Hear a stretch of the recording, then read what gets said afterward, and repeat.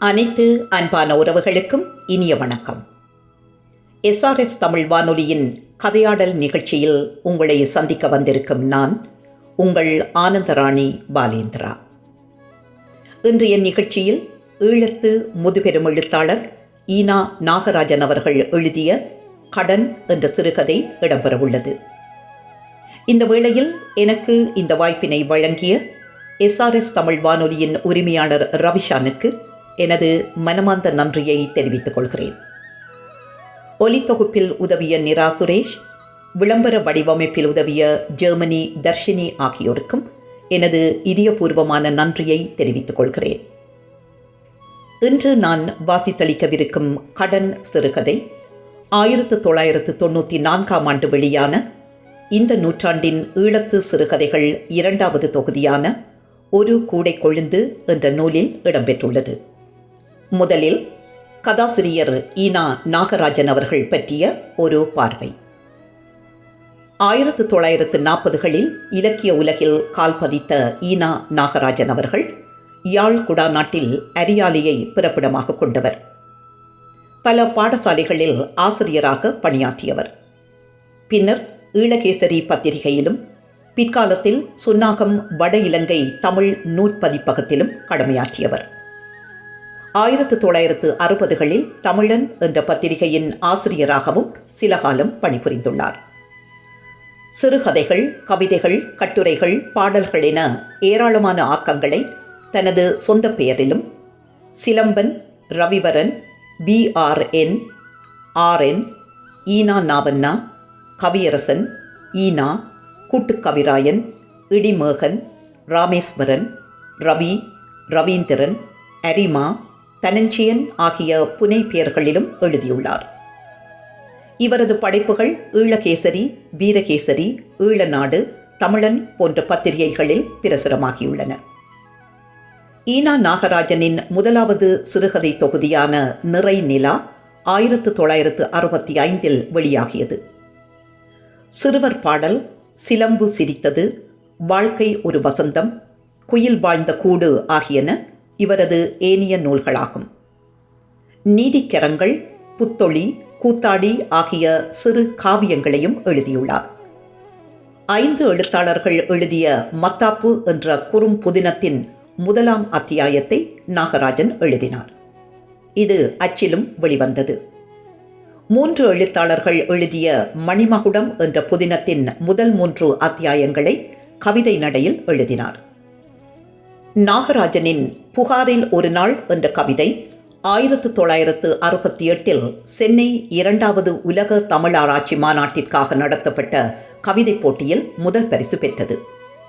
இவருக்கு அங்கு மதுர கவி என்ற பட்டமும் வழங்கப்பட்டது.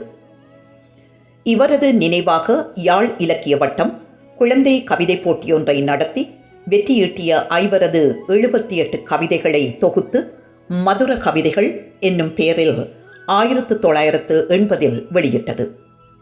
ஈனா நாகராஜன் அவர்கள் 1972 காலமானார். சிறுகதை கடன். எழுதியவர் ஈனா நாகராஜன்.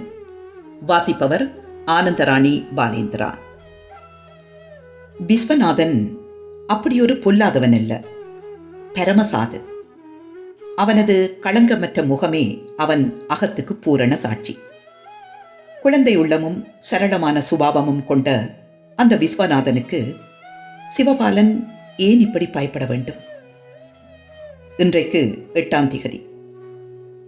கடந்த ஒவ்வொரு நாளும் எதிர்பார்த்து ஏமாந்து ஒவ்வொரு இரவையும் யுகமாக கழித்து கூட்டிக் கொண்ட அந்த தினம் இன்று வந்துவிட்டது. முற்பணமாக பெற்றுக்கொண்ட தொகையை நீக்கி 70 ரூபாய் கொடுத்தார்கள். அதையும் பங்கிட்ட பின் இறுதியாய் எஞ்சியுள்ள 10 ரூபாவை சட்டைப்பையுள் வைத்துள்ளான். இதனால் நிம்மதி பெறாத அவனது உடலுக்கு ஓடிச் செல்லும் காலம் நடுக்கத்தையும் அல்லவா கொடுத்து செல்கிறது. இது எப்படியாக போகின்றதோ?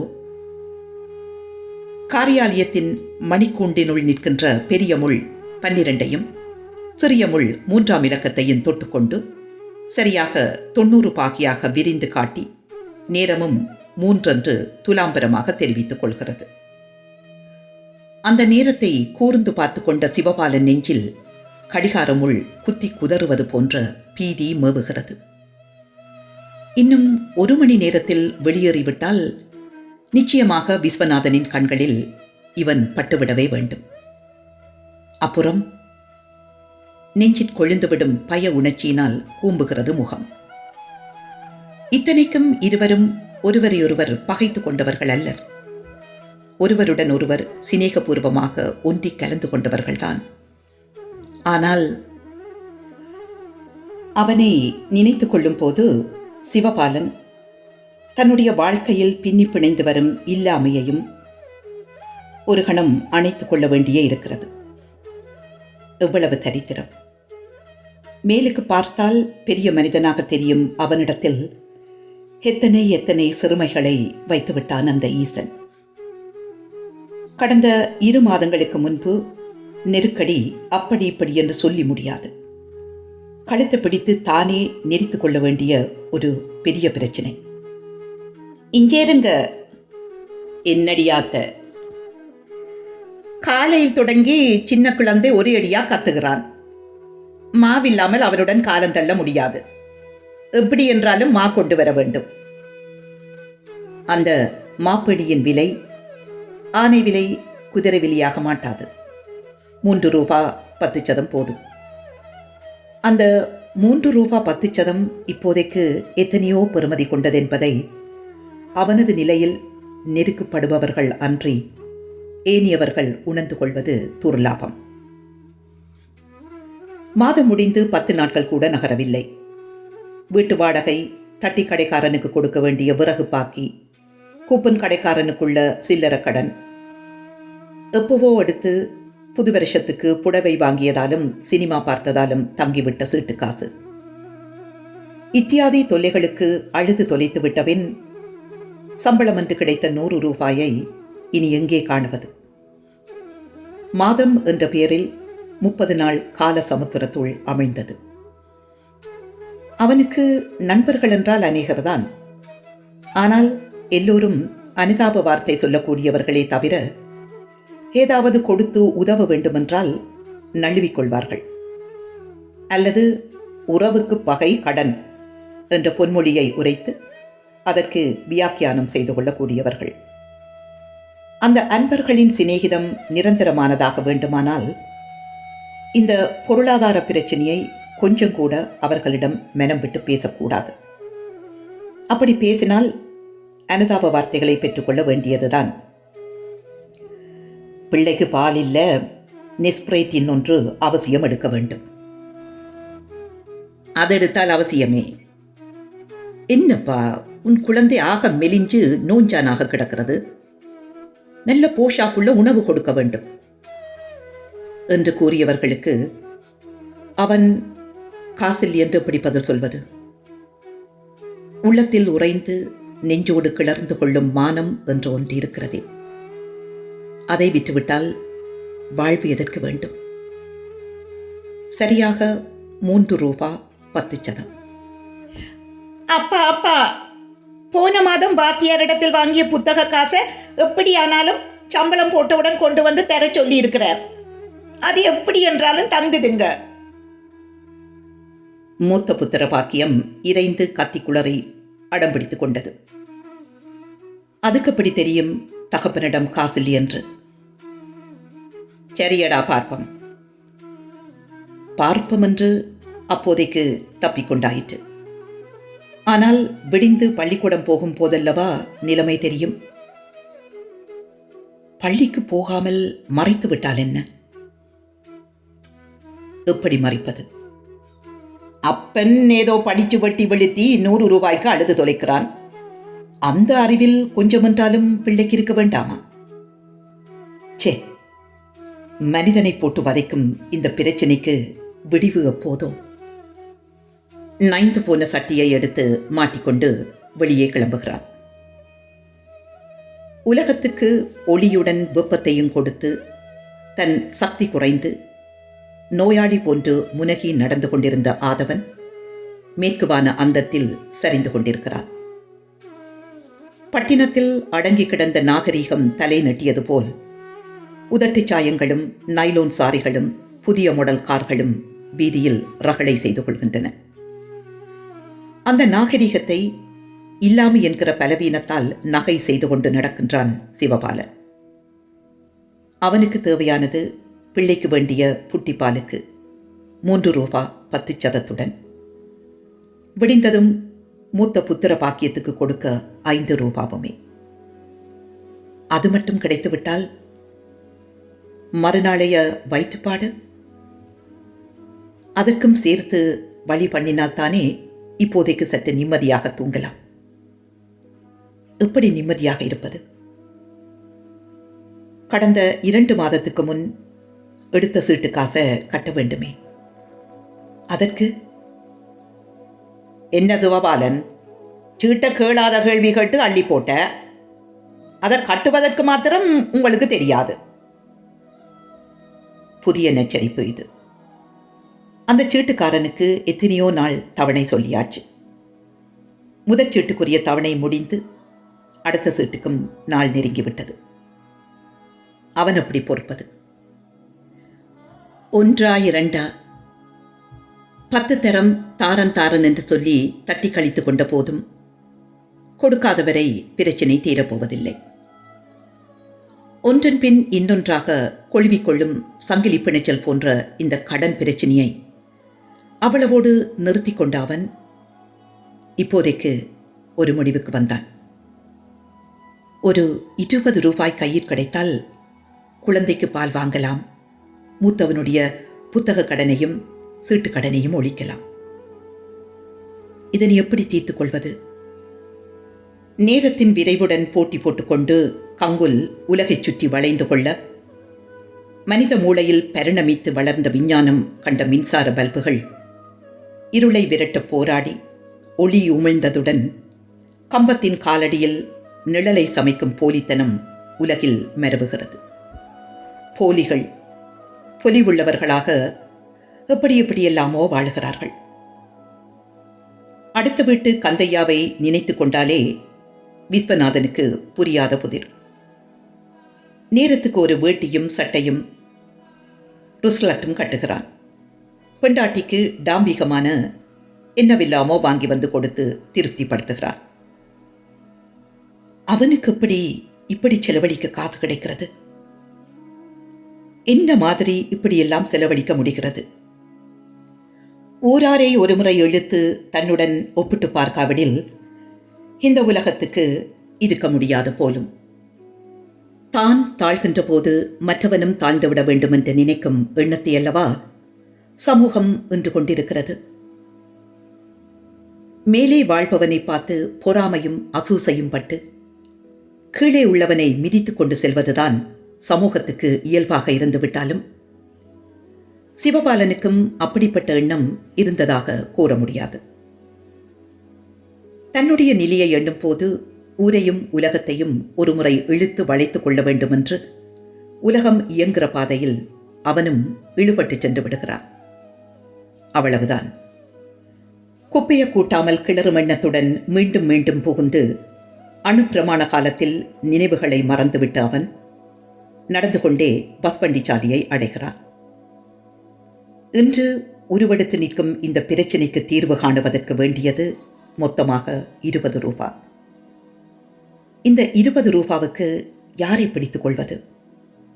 பிள்ளைக்கு பால், மூத்த பையனுக்கு பள்ளிக்கூட காசு, என்றோ எடுத்து ஒருமுறை மினுக்கி கொண்ட டாம்பிக செலவுக்கு பயன்படுத்திய சீட்டு பணம், இவ்வளவும் உடனடியாக தேவை. பூம் பூம் என்று ஓலமிட்டு குறுக்கும் மறுக்குமாக வண்டிகள் ஓடி ரகளை செய்யும் வண்டிச்சாலையின் ஒரு புறம் வளர்ந்து நிற்கும் மரத்தின் கீழ் நிற்கின்றார். பெரிய கடை சந்தையிலிருந்து வருபவரும் போவோருமான ஆட்கள் கண்ணில் படுகிறார்கள். பைகளில் எதையாவது கொண்டும் சும்மாவும் நடந்து செல்லுகையில் உலகில் தன்னை தவிர அனைவரும் வசதியுள்ளவர்கள் என்றும் மனத்திரையில் பொய்ச் சித்திரம் தீட்டுகிறார். விரக்தியின் எல்லைக்கு சென்றுவிட்ட மனதின் பொறுமல் அந்தர நிலையில் எதையோ பற்ற முனைகிறது இயல்பு. காரியாலயத்தில் அவனுடன் பணியாற்றும் கருணாகரன் தம்பிராசா ஆகிய நண்பர்களிடம் எதையும் எதிர்பார்க்க முடியாது. அவர்களுடைய வீட்டில் மட்டும் காசு மரம் காய்க்கிறதா? வீட்டுக்கு வீடு வாசற்படிதான். யாரிடம் போவது? விஸ்வநாதனின் பெயர் நினைவு இருளில் சுடராகிறது. இந்த இரண்டின் கெட்டானான தினத்தில் மற்றவர்கள் நிச்சயம் கையை விரித்து விடுவார்கள். விஸ்வநாதன் வரும் வேளை இது.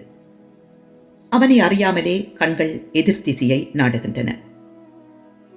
கையில் சாமான் வாங்கிய கோணியுடன் வரும் விஸ்வநாதனை கண்டதும் கூம்பிய முகத்தில் மலர்வு தோன்றுகிறது. விஸ்வநாதன் அவனுடன் இரண்டர இதயம் விட்டு கலந்து பேசும் நண்பன். இருவரும் ஒன்றாக தோளில் கை போட்டு பழகுவார்கள். இப்போதும் என்ன, யாகத்துக்கு போகவில்லையே, கைமாற்றாக கடன் கேட்பதுதான். கௌரவம் மிகுந்த அரசாங்கங்களே பற்றாக்குறையை தீர்ப்பதற்கு இன்னொரு நாட்டிடம் கடன்பட்டு கொள்ளும் போது இவன் சாதாரண மனித சமுத்திரத்தின் மச்சம். இதற்கே இவ்வளவு லஜ்ஜை? அவசரத்தில் செல்லும் விஸ்வநாதனை நடக்கவிட்டு பின்னே செல்கிறான். எதேச்சியாக திரும்பிய விஸ்வநாதன் கண்களில் சிவபாலன் தென்படுகிறான். சிவா, என்னடா இந்த நேரத்தில் யாரை தேடி வந்தாய்? யாராவது பஸ்ஸில் வரையினமா? இல்ல. அப்ப இந்த நேரத்தில்? இதால் தான் நீ வருவா என்று தெரியும். அப்படியென்றால் என்னையா தேடிக்கொண்டு வந்த? உன்னியண்டில்ல, இப்படி சும்மா வந்தேன்.